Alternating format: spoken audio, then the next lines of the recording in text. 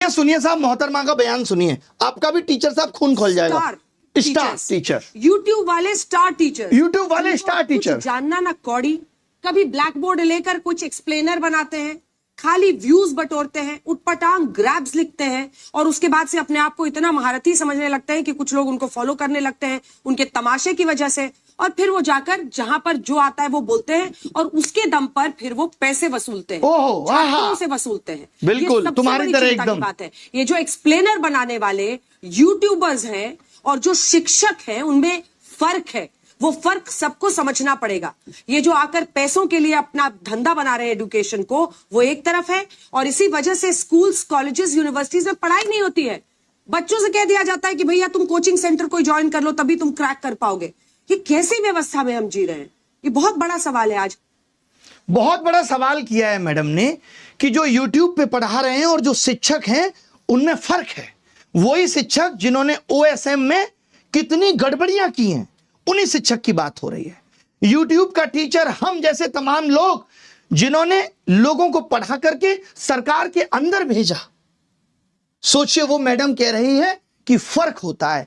फर्क madam real media और आपके जैसी चाटुकारी मीडिया में भी होता है। पता है आपको, यह समझना पड़ेगा।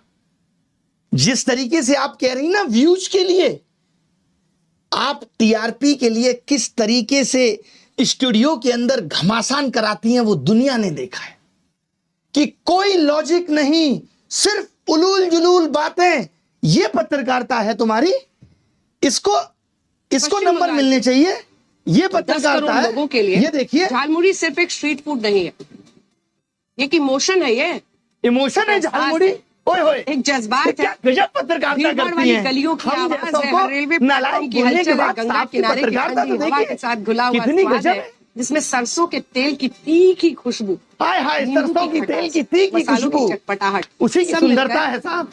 एक ऐसी कहानी बनाते हैं जो हर बंगाली के दिल में बस जाती है। जो आपने पोएट्री चिपकाई है ना, कसम से मजा आ गया। सोचिए कैसे कैसे मीम बन रहे हैं तुम लोगों पे। जहां जाते हो वहां लोग मोदी मीडिया गोदी मीडिया चिल्ला के संबोधित करते हैं। सड़क पे निकलने की औकात नहीं बची है। मालूम है, इस देश के एंकर्स की सड़क पे उतरने की औकात नहीं बची है। अब इनका जीवन स्टूडियो तक सीमित है। लोग गिरेबान पकड़ के पूछ लेंगे कि क्या कर रहे हो। आपको तो चौथा स्तंभ कहा जाता था। पिछले साल रैंकिंग 153 थी, इस साल 157 है, और वो यूट्यूब के एजुकेटर्स पे सवाल उठा रहे हैं। तुमने क्या किया भाई? कभी प्रधानमंत्री से तुम सवाल पूछ पाए? 56 इंच सीने के सामने तुम्हारा सीना तो आधा इंच का भी नहीं रहा।